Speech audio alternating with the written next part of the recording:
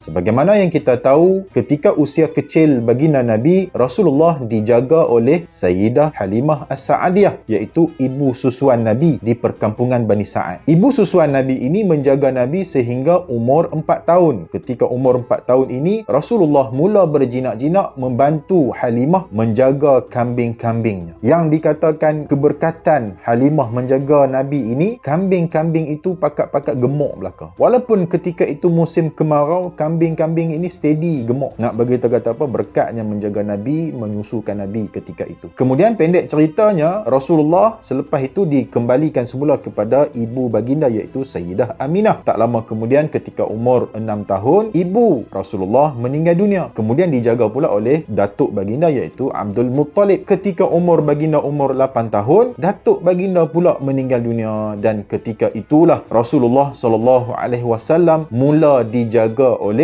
bapa saudaranya, iaitu Abu Talib bin Abdul Muttalib. Ketika duduk di dalam penjagaan keluarga Abu Talib, Rasulullah seperti kanak-kanak yang biasa, maksudnya 8 tahun masa tu. Orang kata budak sekolah rendah lah kalau kita. Maka Rasulullah main dengan sepupu-sepupunya, anak-anak Abu Talib, makan sama-sama. Tak lama kemudian, Rasulullah minta kepada Abu Talib nak kerja sebagai pengembala kambing. Abu Talib dengan isteri dia bila dengar lagu tu terkejut lah.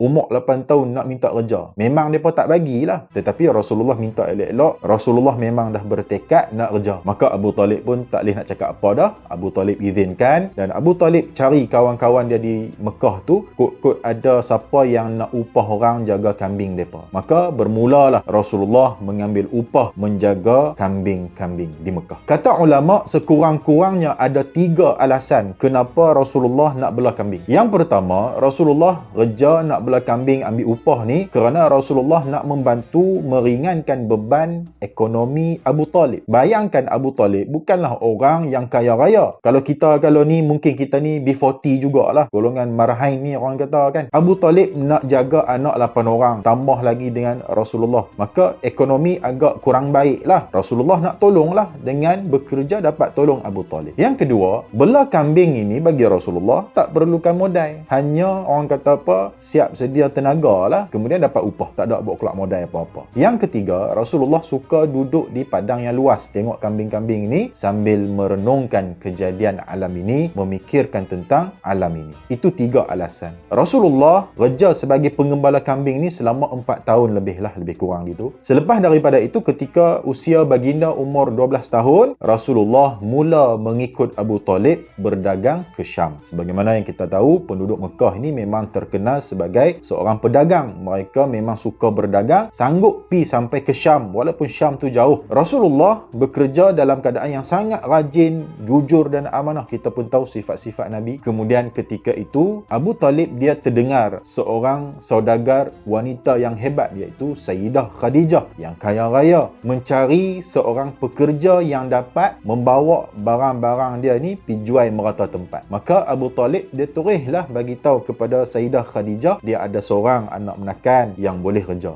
Dia bagi tahulah Rasulullah ni orang yang rajin, amanah, jujur dan sebagainya. Maka Sayyidah Khadijah tak cakap banyak, dia terus menerima pelawaan ataupun penawaran daripada Abu Talib itu. Maka Rasulullah mula bekerja pula dengan Sayyidah Khadijah. Masa tu tak menikah lagi lah. Rasulullah ambil barang-barang Sayyidah Khadijah ini, bawa pergi berniaga ke merata negeri. Yang kata berkatnya Nabi ini, barang-barang ini laku keras sehingga kan Rasulullah dapat keuntungan yang sangat banyak. Dan di situlah Sayyidah Khadijah mula menyimpan perasaan, maksudnya terpikat dengan kejujuran, kebaikan Rasulullah SAW, dan selepas itu Rasulullah pun menikah dengan Sayyidah Khadijah. Maka selepas daripada itu, tak lama kemudian umur 40, Rasulullah dilantik menjadi Rasul. Rasulullah tak niaga dah lah. Maka nak bagi tahu kata apa sahabat-sahabat, inilah pekerjaan-pekerjaan yang Rasulullah pernah buat ketika sebelum menjadi seorang Rasul. Mudah-mudahan bermanfaat. Terima kasih banyak-banyak. Wassalamualaikum warahmatullahi wabarakatuh.